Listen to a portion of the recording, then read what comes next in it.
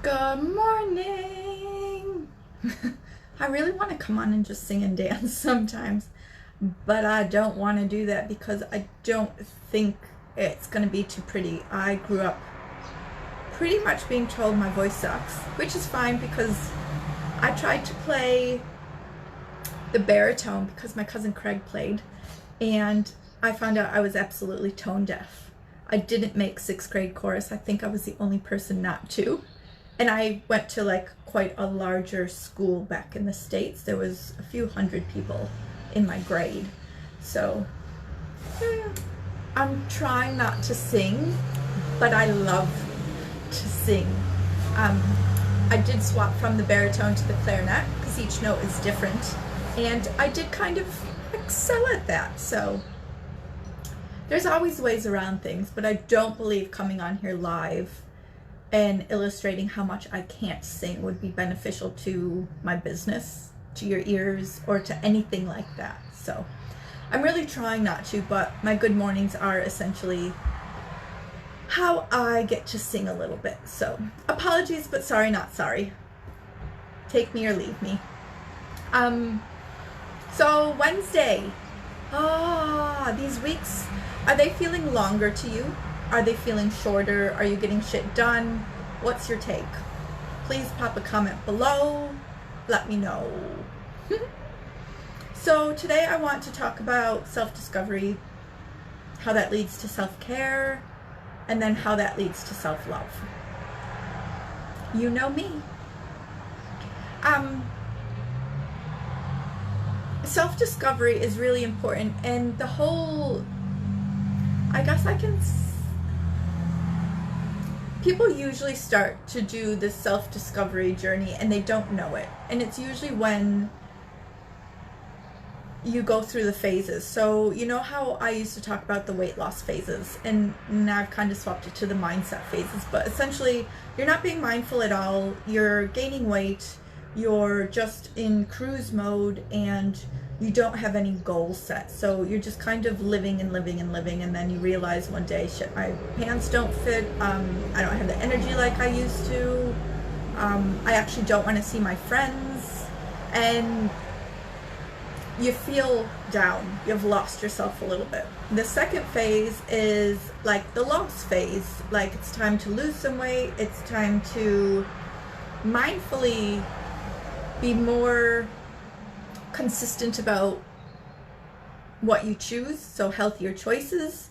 And then the third phase is kind of a maintain phase, but being mindful that you have to keep being mindful so you don't go back to the gain phase of weight loss, I guess, or the gain phase of bad habits, or something like that. So the self-discovery journey is really kind of when you take that step from just cruise mode to I want to change. And it doesn't have to be like, oh, I'm on a self-discovery like journey, blah, blah, blah. It's just you're making changes, and it's that time when you start to care more about yourself. So self-discovery does equal self-care because you start to choose better for yourself. I trust that makes sense. When you start to choose better for yourself, you start to love yourself more. So when we talk about self-care, I like to think about all the things and all the stuff. It's choosing to have healthier habits. It's choosing to be more mindful of how you're talking to yourself, what choices you are making, and what you're doing to make you happier. Because let's be honest, like the more times I ask people what they want, like it starts off with weight loss or more energy or being more active, but then when you dive into why, it ends up being you essentially want to end frustration, reduce stress, stop the overwhelm of life, and you want to be happier, you want to be healthier, and you just want a lifestyle that you can maintain in an easy fashion. That's, out of all of my clients, And I have to say, a lot more of my clients are corporate clients, like, so women in busy roles in corporate settings, more than moms. Happy to speak with moms as well. I don't have kids. I'm happy to be the one to take care of you while you take care of your kids, though. So lately, when I've been talking to my clients, and these are women who are now working from home, having to realize that, you know, all the social things that they were doing, they're not being able to do right now.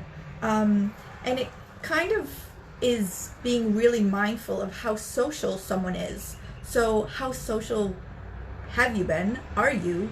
What do you need now in that time to take care of yourself so that you love yourself more? If you're not taking care of yourself, you're going to go into that sadness place. That sadness place can essentially lead into a depression, or even, well, anxiety or a depression. We don't want to go there. However, life right now is kind of like a grief cycle. So we have to go through the stages. We're grieving, things are changing, but we have to be really mindful of what we want to accomplish at the end. So the biggest thing we can do is be mindful. And I know that's silly to say, like, there I am singing again. I know it's silly to say to be mindful, but if you understand how you're feeling and you understand what emotions you're feeling, it's easier to get past them. If you're feeling lonely and you know you're sick of being in the house, well, what can you do? Well, you can try to talk and call as many people. I've had gorgeous phone calls the last few days from different people that have been reaching out, or I've been reaching out, that I haven't talked to in a while, and it's lovely. And it does give me that sense of, well, girly time that I need, and just that reinforcement of, like, everyone's going through the same thing. So when you're on your self-discovery, a lot of people don't realize that they're on this self-discovery path. And self-discovery is essentially just being more mindful of making healthier choices. You want some kind of change in your life. You're not happy with where you are, so it's time to make some changes. And it's the little changes that count. I talk about this all the time. I'm not going to go into that today, but by making those healthier choices and being mindful, essentially, you're giving yourself more self-care. Self-care can be anything from healthier choices to actually, you know, the normal mani-pedi that people say is can be selfish, which I think is a bunch of rubbish. I think if you feel good and you look good, like, that's half the battle. Like, feeling good is so important, because feeling good leads to happiness. Happiness leads to smiles. Smiles lead to more contagious smiles. Other people are then happy as a result of what you're doing, and you're spreading the love. And that's pretty much what we want. So self-love, like the title today is self-discovery equals self-care equals self-love. And it's important because when you're kind of figuring out who you are, and the way to know that is write stuff down. You know me, I love to journal. The more you write down, what you're feeling, what you're really thinking, and you can get through that, like, write it out. Sometimes my journaling is like, I hate this pen I'm using, and it leads to something else that's annoying me, to something else, to what's really then bothering me. It's a great feeling to dig that deep. It does take some time, it takes patience, it takes, you know, consistently showing up to journal as well. It's not something that just flew out of me the first time. It did take accountability to show up and do that. So the self-discovery you can do by journaling. There's a lot of other ways. That's part of the reason I'm online and I do coach. I love to talk to people. I love to help them talk their way through the stuff that's in their head. That's another way. All of this self-discovery essentially leads to self-care, like I've been saying. The more you're being mindful of making those healthy choices, whether it's going to work out, whether it's choosing to have a sleep in because you're tired, whether it's doing something with your friends or family because you need some interaction, whether it's staying home because you are that introvert, you've done something all week and you just need a quiet weekend at home. There is so many different forms of self-care. Staying in the shower a little longer, going out for the mani-pedi, going to a spa every once in a while, reading a book, sitting outside in your yard barefoot and just being a little bit more grounded and taking 5 minutes to yourself away from your partner or your family. Just spending time with your pets is self-care. Like, there's so many different forms of self-care. And it's really important to know that the self-care, the more you do for yourself, the more you're going to love yourself, the happier you are. So it's important to know that once you start to do the right stuff for yourself, you're going to take care of yourself, and then you're going to love yourself. It's a journey. It's a journey that it's not a one-time fix. It's a journey you always have to work at. Join the club. And it's not a bad journey, because it essentially leads to that happier, healthier lifestyle. So we all want, you know, to wake up and be happy, healthy, and it be easy breezy. Unfortunately, it doesn't always work like that, and everyone where it does look like it works like that, they have to try. That's just what it is, you know?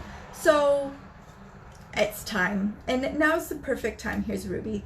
Now's the perfect time to implement some different changes so that you can make those choices, better choices, healthier choices, happier choices as well. It's all about happiness, but at the end of the day, once you're happy, you choose to do the things that make you happy more, and then as a result, I believe you're healthier. I don't believe you can, if your goal is to be healthier or to reach a certain size or weight or something, then you'll be happy. If you're expecting happiness to come from something, I don't believe that's the way to go. I believe you have to do the things that make you happy to then become healthy. So much for only essential services on the road, because this is not any quieter than it is any other day. But anyways, I digress. So today I want to talk about, you know, who you are. We've talked about that. That's self-discovery, the tips and tricks for being alone. So that is doing the self-care that you need. So some of the self-care that we need, whether you're an extrovert or an introvert, it's doing stuff by yourself. It's knowing you're enough.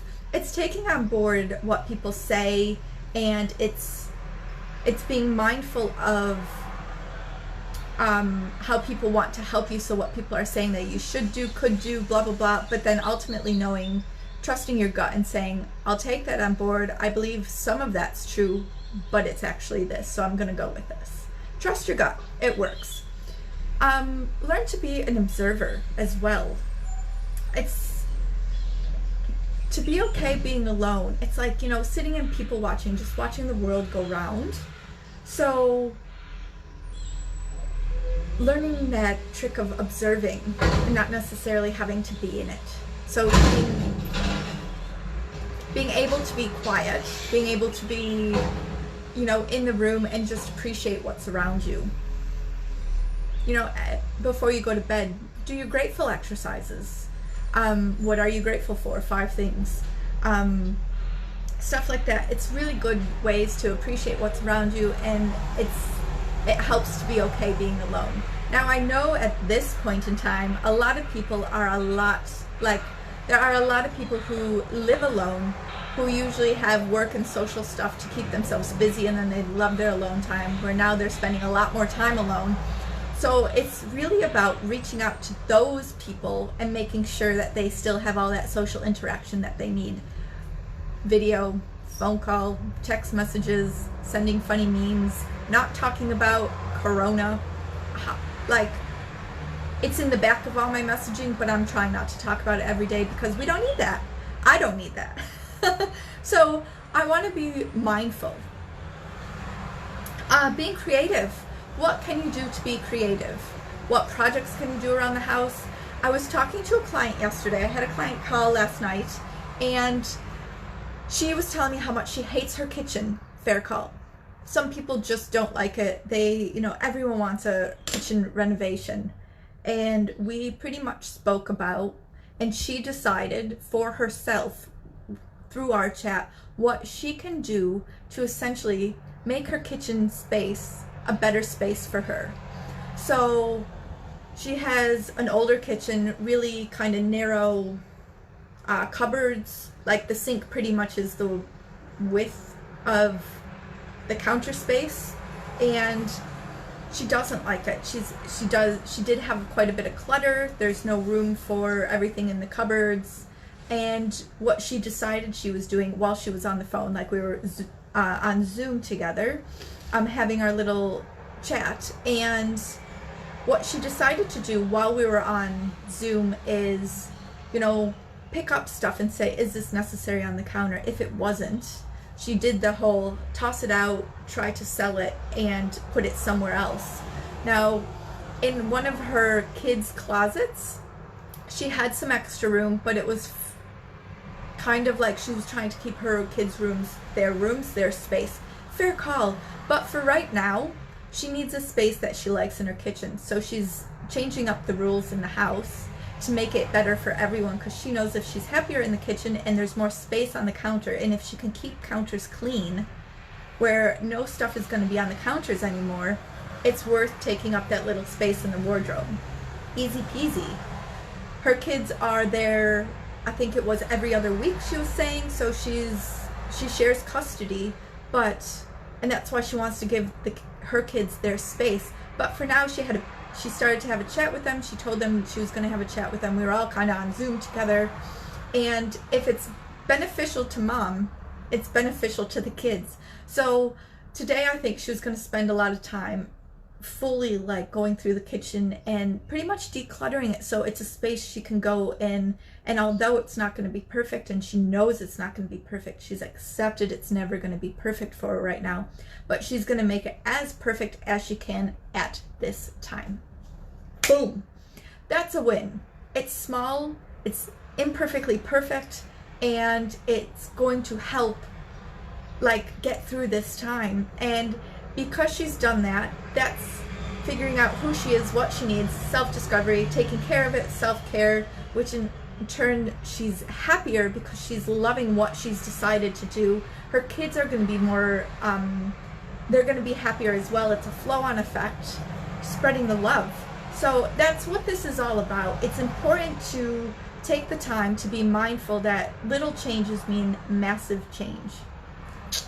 So on that's being creative. It's taking the time to change up. You can pretty much, since we're all home more right now, take the time to feng shui the shit out of your house. Say every week you're gonna do the lounge room in a different setting. Move it around, change it up, and then see how you feel. Like, if not, why not? If it takes a half hour to move around furniture, you can do a little cleaning there, and then there's like massive spring cleaning done. But you're changing up your space, you're being creative, and you can see what works and what doesn't. Why not? We don't have to live with all this set routine all the time. We have some more time at home. Change it up. Let me know what you want to do a change up, how you're going to be creative, because the creativity is what's going to keep us happy. So what can you do to keep yourself happy? So know who you are, make the right choices to make yourself happy. There's more love, and then by loving yourself more, you're spreading the love, and that is all about being kind to yourself. So I've wrapped up all my little things that I've put for the post. For today's daily squeeze. You got this. Go out, rock your shit, get on with it, and let me know some topics for next week. Like the stuff I have already kind of planned out, not kind of appropriate. Let me know if you want me to do some food, cooking, talk more about cravings, nutrition, creativity. That's what it's all about. So on that note, I'm going to love you, leave you, go rock your shit, and keep messaging me. I love it. Talk to you tomorrow.